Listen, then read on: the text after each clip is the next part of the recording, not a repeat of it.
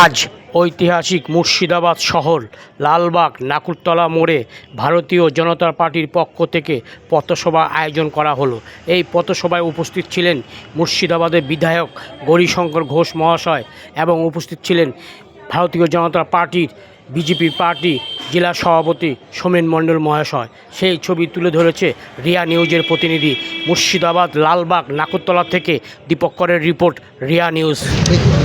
আজকে বাংলা বিহার উড়িষ্যার রাজধানী লালবাগ নাকুরতলা যে সবজির বাজারে আপনারা যে পথসভা করলেন, উদ্দেশ্যটা কি? দেখুন, বাংলা আজকে একটা নৈরাজ্যের পরিবেশ তৈরি হয়েছে। এখানে গণতন্ত্র নেই, মা বোনেদের সুরক্ষা নেই, বেকার ভাই বোনেদের কর্মসংস্থান নেই, কৃষকদের যে উৎপাদিত ফসল তার ন্যায্য মূল্য কৃষকরা পাচ্ছে না, বিক্রির জায়গা নেই।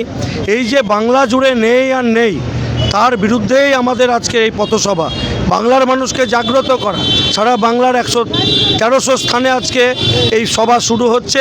প্রত্যেক জায়গায় আমরা একটা বিষয় তুলে ধরছি, বাংলায় গণতন্ত্র ফেরাতে হবে, বাংলার বেকার ভাই বোনেদের এ রাজ্যে কর্মসংস্থান দিতে হবে, বাংলার মা বোনেদের সুরক্ষা দিতে হবে, বাংলার বেকার ভাই বোনেদের যোগ্যতা অনুযায়ী কর্মসংস্থানের পরিবেশ দিতে হবে। তাই বাংলার মানুষ সচেতন হন, আপনারা আসুন, ভারতীয় জনতা পার্টির পাশে দাঁড়িয়ে নরেন্দ্র মোদীর হাতকে শক্ত করুন। বাংলায় ডবল ইঞ্জিন সরকার গড়ে বাংলার সুরক্ষা, বাংলায় গণতন্ত্র, বাংলায় কর্মসংস্থান, বাংলায় মা বোনেদের সুরক্ষা, আর বাংলায় আবারও একটা গণতান্ত্রিক সরকার গড়ুন, এই আহ্বান জানানোর জন্য আমাদের আজকের এই পথসভায় আমাদের জেলা সভাপতি, আমাদের মণ্ডল সভাপতিরা আপনাদের সামনে বলেছে যে আজকে স্বাস্থ্য পরিষেবা বেহাল, আজকে এখানে কৃষকরা ন্যায্য মূল্য পাচ্ছে না, কৃষকরা ফসল বিক্রির মান্ডি বানিয়েছে, সেখানে বিক্রি হয় না, এখানকার এনিমি প্রপার্টি লুট হচ্ছে। সব কিছুর বিরুদ্ধে আমাদের আজকে এই সচেতনতার জন্য পথসভা। এই পথসভার মধ্যে দিয়ে মানুষকে আমরা সচেতন করতে চাইছি আগামী দিনে তৃণমূলকে বিসর্জন দেওয়ার জন্য। আমরা দেখতে পাচ্ছি শাসক দলে ভরতপুরের বিধায়ক হুমায়ুন কবির সে বাবরি মসজিদ তৈরি করবে এবং নতুন দল করবে, এই বিষয়ে আপনি কি বলছেন? দেখুন, হুমায়ুন কবির সবসময় প্রচারের আলোয় থাকতে ভালোবাসেন। তার দলে তিনি কোণঠাসা না তাকে নিয়ে নাটক হচ্ছে সেটা মমতা ব্যানার্জি ভালো বলতে পারবেন। আমাদের তো মনে হচ্ছে নাটক। মমতা ব্যানার্জি জানে যে মুর্শিদাবাদের মুসলমানরা তার দিক থেকে মুখ ফিরিয়ে নিয়েছে, তাই মুসলমানদেরকে আবার তার পক্ষে আনার জন্য হুমায়ুন কবিরকে দিয়ে নাটক করাচ্ছে। কিছু সিট গোপনে হুমায়ুনের সঙ্গে চুক্তিবদ্ধ করে হুমায়ুনকে যে সিটগুলো হেরে যাওয়ার মতো সেই সিটগুলো যেন আবার ফিরে আসে, সেই জন্য হুমায়ুনকে নিয়ে হয়তো একটা নাটক করছে। হুমায়ুন হয়তো তাকে একটা প্রলোভন দিয়েছে যে তোমাকে উপমুখ্যমন্ত্রী দেওয়া হবে, তাই তিনি আজকে এই বাবরি মসজিদ করে সারা বাংলার মুসলমানদেরকে এক কাট্টা করে বেশ কিছু মুসলমান অধ্যুষিত এলাকায় তার প্রার্থী জিতিয়ে পরবর্তীতে উপমুখ্যমন্ত্রী দাবিদার হবেন। এর জন্য এই নাটকের পথ মমতা ব্যানার্জি তৈরি করে দিয়েছেন। এটা সম্পূর্ণ নাটক। বাংলার হিন্দুদেরকে দেখাতে চাইছে মমতা ব্যানার্জি, দেখো আমি কত বড় ধর্মনিরপেক্ষ, হুমায়ুনকে সাসপেন্ড করেছি। এটা পুরো নাটক। সামনে 2026 সাল বিধানসভার ভোট, আপনার কতটা আশাবাদী মুর্শিদাবাদ জেলার থেকে? মুর্শিদাবাদ জেলার মানুষ জেনে গেছে বাংলায় বিজেপির সরকার হচ্ছে। মুর্শিদাবাদ জেলার মানুষ জানে যে বাংলাকে বাঁচাতে পারে, মুর্শিদাবাদকে বাঁচাতে পারে একমাত্র বিজেপি। মুর্শিদাবাদ জেলার মানুষ জানে বিজেপি আসলে কোনো কাটমানি তোলাবাজি হবে না, তাই এ জেলার মানুষ বিজেপিকে ভোট দেওয়ার জন্য তৈরি হয়ে রয়েছে, বিগত দিনেও দিয়েছে।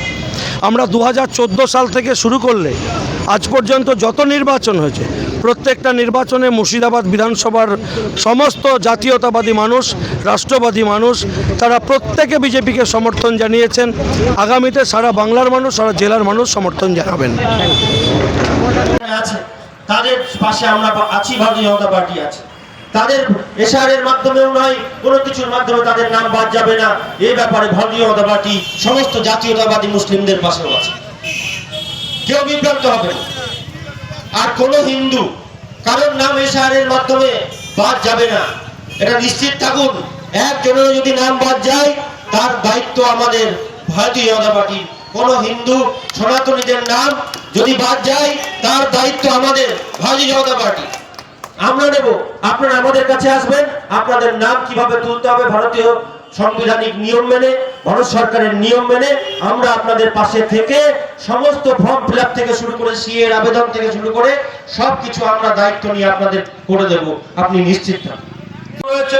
যারা বিজেপির গুজরাট, উত্তরপ্রদেশ, মধ্যপ্রদেশে কাজ করে, কেন পশ্চিমবাংলায় কাজের পরিবেশ সিপিএম কংগ্রেস তৃণমূল করে দেয়নি? কেন আপনার যদি জটিল রোগ হয়, কেন কর্ণাটক, ব্যাঙ্গালোর, মুম্বাই, দিল্লি যেতে হয়? কেন পশ্চিমবাংলায় বুদ্ধবাবু, জ্যোতিবাবু, মমতা করে দিতে পারেনি? কেন করতে পারেনি প্রশ্ন করবেন না? আপনাকে তো যেতে হচ্ছে সেই বিজেপি রাজ্যে ট্রিটমেন্ট করতে। বিজেপি কিন্তু আপনাকে এখানে আপনাদের ট্রিটমেন্ট হবে না, আপনারা মুসলমান বলে ঘুরিয়ে দেয় না। গুজরাটে বলে না যে তুমি পশ্চিমবাংলায় কাজ করতে যাও, গুজরাটে কাজ পাবে না, এটা কোনো মুসলমানকে বলে না। বাংলার মুসলমান কেউ বলে না, গুজরাটের মুসলমান কেউ বলে না। আপনি এখানে মুসলমান হয়ে এখানে কাজ পান না, আর গুজরাটের মুসলমান আপনার থেকে কয়েক হাজার গুণ উপার্জন করে। আপনাদেরকে দেখিয়ে দেওয়া যাবে, যদি যেতে চান। গুজরাটের মুসলমান আপনার মতো ফুটপাতে ব্যবসা করে না, তারা যথারীতি সরকারের ব্যবস্থাপনায় তারা ব্যবসা বাণিজ্য করছে। সাম্প্রদায়িকতা করে কারা? এই তৃণমূল কংগ্রেস। আজকে হুমায়ুন কবিরকে পথে নামিয়েছে, এটা আপনাদের আইওয়াস। আপনাদেরকে দেখাচ্ছে, দেখো আমি কঠোর হাতে সাম্প্রদায়িকতা দমন করি। কেন? বলছে বাবরি মসজিদ বানাতে চাইছে, তাই তিনি এখানে সাম্প্রদায়িক